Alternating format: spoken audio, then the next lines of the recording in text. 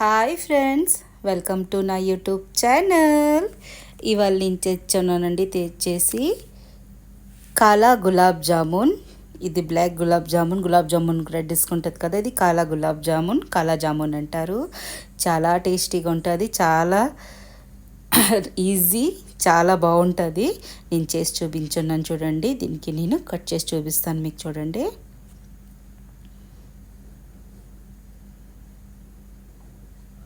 చూడండి ఎంత బాగా కుక్ అయ్యింది, అంత జ్యూసీ కూడా, అంత టేస్టీ జ్యూసీ, చాలా బాగుంటుందండి.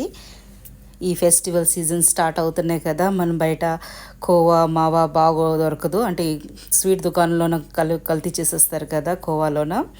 అయితే ఇలాగా మనం ఇంట్లో చేసుకుని పెట్టుకుంటే చాలా తక్కువ ఇంగ్రీడియంట్స్ తోటి, తక్కువ బడ్జెట్లోన చక్కగా ఎన్నో మనము స్వీట్ డిష్లు రెడీ చేసుకోవచ్చు. అంత టేస్టీగా ఇంకొన్నదండి. చేద్దామా? Let's go. చూడండి, ఇది నేను చేసిన తర్వాత చూపిస్తున్నాను నేను. అందరికంటే ముందు గ్యాస్ పైన ఒక కడాయి పెట్టుకోవాలి. దీనిలోనికి 2 కప్పుల వాటర్ తీసుకుంటున్నాను నేను. మీ కాడ ఇలాంటి కప్పు లేదంటే మీరు కూరగిన్నె ఏదైనా తీసుకోవచ్చు. ఇలాగా 2 కప్పులు వాటర్ తీసుకున్న తర్వాత ఇది షుగర్ సిరప్ చేస్తున్నాము, చాచిని అంటారు హిందీలో. 2 కప్పుల వాటర్కి షుగరు 2 కప్పులు సరిసమంగా తీసుకోవాలి. చూడండి, 1 కప్పు తీసుకున్నాను, మళ్ళీ ఇంకో కప్పు కూడా తీసుకుంటున్నాను. 2 కప్పుల వాటర్కి 2 కప్పులు షుగర్ తీసుకుంటున్నాను. తీసుకున్నాక దీన్ని వాటర్లో వేసిన తర్వాత బాగా కలిపేసుకుందాం. గ్యాస్ ఫ్లేమ్ మీడియంగానే పెట్టండి. చూడండి, ఇలాగా కలిపేసుకోండి.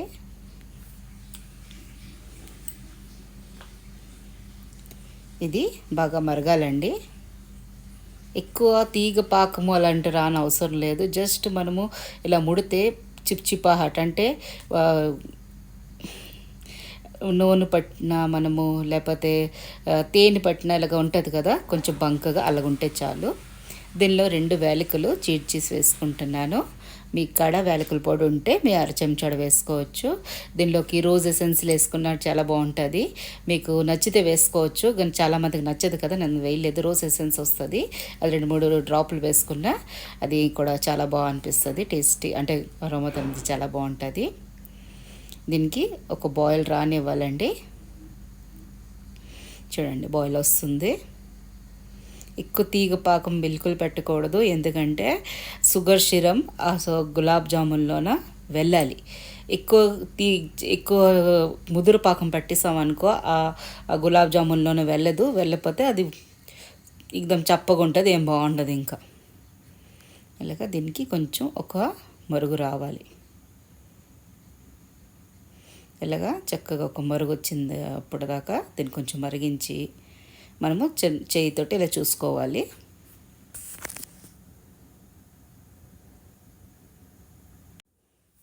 చూడండి, ఇలాగా బాగా మరుగు దగ్గరికి వచ్చింది సిరము, అంటే మరిగింది బాగా. దీనికి నేను టెస్ట్ చేస్తున్నాను. ఇలాగా చిప్చిపాహట్ ఇలాగ రావాలి.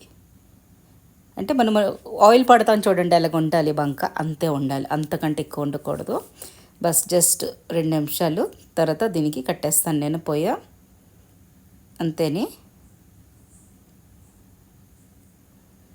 చక్కగా మరిపోయింది.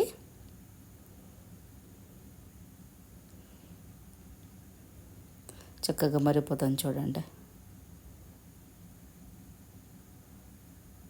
ఇప్పుడు నేను దీనికి పొయ్యి కట్టేస్తున్నాను, గ్యాస్ ఆఫ్ చేస్తాను.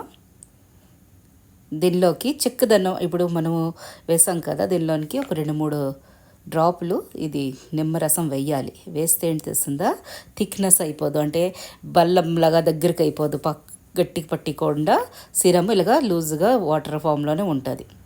ఇప్పుడు దీనికి మూత పెట్టేసి ఒక సైడ్ పెట్టేయాలండి. వేడిగానే ఉండాలి సిరము. మూత పెట్టేసి పక్కన పెట్టేయండి. ఇదండి ఖోవా. ఇది నేను పాలుగుండతోటి ఇంట్లో రెడీ చేశాను. ఒకప్పుడు ఖోవా పాలుగుండతోటి ఇది రెడీ చేశాను. చాలా ఈజీ వేలోనే రెడీ అవుతుంది పాలుగుండతోటి. మీకు కానీ మిల్క్ పౌడర్ తోటి ఇష్టపడకపోతే మీరు బయట నుంచి కోవా తేవచ్చు, కానీ మిల్క్ పౌడర్ తోటి చాలా ఈజీ వేలోనే రెడీ అవుతుంది. మీరు కోవా బయట నుంచి కూడా తీసుకొని దీనికి చక్కగా ఇలాగ ఉండలు లేకుండా చక్కగా దీనికి మద్దనం చేసుకోవాలి. కానీ మిల్క్ పౌడర్ తోటి కోవా చాలా బాగుంటుంది. దెన్ అది కూడా మళ్ళీ మనం ఆయిల్లో వేసేటప్పుడు దానికి చిట్లించదు, ఎక్కువ చిట్లించదు. మన నార్మల్ కోవాలోనే కొంచెము మనకి ఆ భయం ఉంటుంది చిట్లిపోతుంది అని, కానీ మిల్క్ పౌడర్ తోటి చిట్లించదండి. ఇలాగా చక్కగా దీనికి మద్దనం చేసుకున్నాను. మిల్క్ పౌడర్ తోటి కోవా ఎలా చేయాలని మీకు కావాలంటే మీరు నాకు కమెంట్ చేస్తే తప్పకుండా నేను ఆ వీడియో షేర్ చేస్తాను. దీనిలో వేస్తున్నాను ఒక 3 చెంచాల మైదా. ఒక 3 చెంచాలు, చూడండి ఎంత చిన్న చెంచా భోజనం చేస్తున్నాం అనకంటే చిన్న చెంచా చూడండి ఇది. అలాంటి 3 చెంచాలు మైదా వేయండి, ఎక్కువ వేయొద్దు. దాని తర్వాత దీనిలోకి 1 స్పూను సూజీ రవ్వ, మనము ఉప్మా చేసుకుంటాం కదా ఆ సూజీది 1 స్పూను వేసుకోండి. వేసుకున్నాక దీనిలో కొంచెం దానికి ఫ్లోపీనెస్ గురించి మనము వేసుకుంటున్నాము బేకింగ్ పౌడర్ ఒక 4 చిటుకుళ్ళు అండి బేకింగ్ పౌడర్ వేసుకుంటాను. బేకింగ్ సోడా 2 చిటుకుళ్ళు చెప్తున్నాను నేను, 2 చిటుకులే అంత ఉంది, అంత దానికంటే ఎక్కువ వేయకూడదు. బేకింగ్ పౌడర్ మాత్రం 4 చిటుకులు, బేకింగ్ సోడా మాత్రం 2 చిటుకులు ఇలాగ వేసుకొని దీనికి బాగా చక్కగా ముందు కలిపేసుకుందాం. చూడండి ఇలాగా కోవా నేను ఎప్పుడైనా ఇలా చేసుకొని ఫ్రిడ్జ్లో పెట్టేసుకుంటానండి. ఏ స్వీట్ డిష్ అయినా వేసుకున్నా, మనము పాయసంలో వేసుకున్న, ఖీర్లో వేసుకున్న చాలా బాగుంటుంది కూడా. అందు గురించి నేను ఎప్పుడైనా ఇలా చేసుకొని పెట్టుకుంటాను కోవా. ఇదొక 1 వీక్ దాకా ఉంటుంది, చాలా బాగుంటుంది. ఇంకా ఏం కాదు, తొందరగా ఇంక రెడీ అయిపోతుంది. దీనికి చక్కగా ఇలాగా పొడి ఎక్కువగా ఉంది కదా, కలిపేసుకున్నాక దీనికి కొంచెం పాలు వేసుకోవాలి. ఒక 2 స్పూన్లే, మీరు స్పూన్లతోటి వేయండి లేకపోతే ఎక్కువ పడిపోగలదు. 2 స్పూన్లు ఇలా వేసి దీన్ని బాగా మళ్ళీ ఒకసారి కలిపేసుకోండి, అంటే స్మూత్ స్ట్రక్చర్ వచ్చిందాకా. ఇంకా 2 స్పూన్లు వేసుకుంటాను నేను.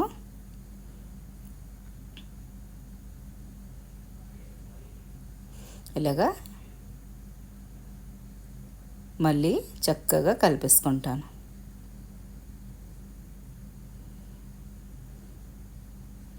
రెండు స్పూన్లు వేసిన తర్వాత మళ్ళీ చక్కగా కలిపేసుకోవాలి. దీనికి రోటీ పిండిలాగా మెత్తడగా కలిపేసుకోవాలి. రోటీ పిండి ఇంకా కొంచెం కడగ్గా ఉంటుంది, కానీ ఇది కొంచెం స్మూత్గానే ఉంటుంది. ఇలాగా చక్కగా కలిపేసుకోండి ఉండలు లేకుండా. దీనికి అంటకుండా ఉండడానికి నెయ్యి కొంచెం చేతికి రాసుకొని మళ్ళీ ఒకసారి లాస్ట్గా దీనికి ఫినిషింగ్ టచ్ ఇద్దాం. అప్పుడే క్రాక్స్ లేకుండా దీనికి రసగుల్లాలు వస్తాయి. గులాబ్ జామున్, కాలా గులాబ్ జామున్. ఇప్పుడేంటి, హోలీ అయినా, దివాళీ అయినా, రక్షాబంధన్ అయినా, ఏది ఫెస్టివల్కైనా మన స్వీట్లు అవసరం ఉంటాయి. దానికి మనము స్వీట్ షాప్కి వెళ్తాం కదా, వాళ్ళు ఎప్పుడు చేసి పెట్టి ఉంటారో, మళ్ళీ రేటెడ్ కలిపిస్తూ ఉంటారో అందరికీ తెలుసు.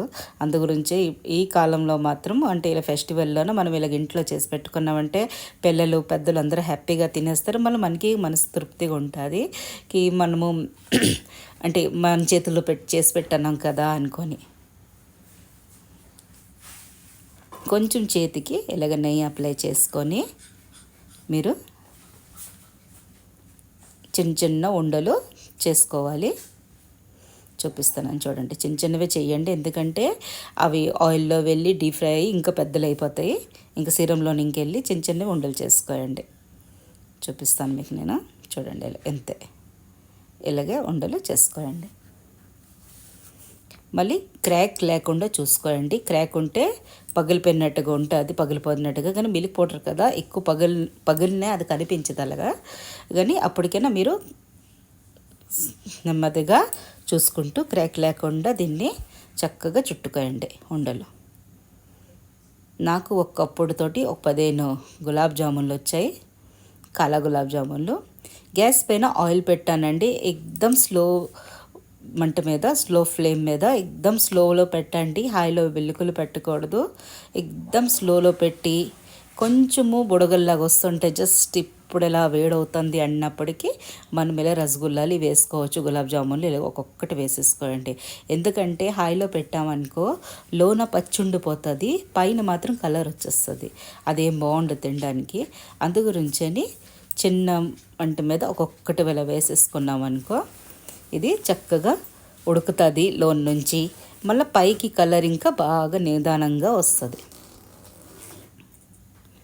ఇలాగా ఒక్కొక్కటి ఇలాగ వేసేసుకోండి, పూర్తిగా వేసేసుకోండి అంటవు.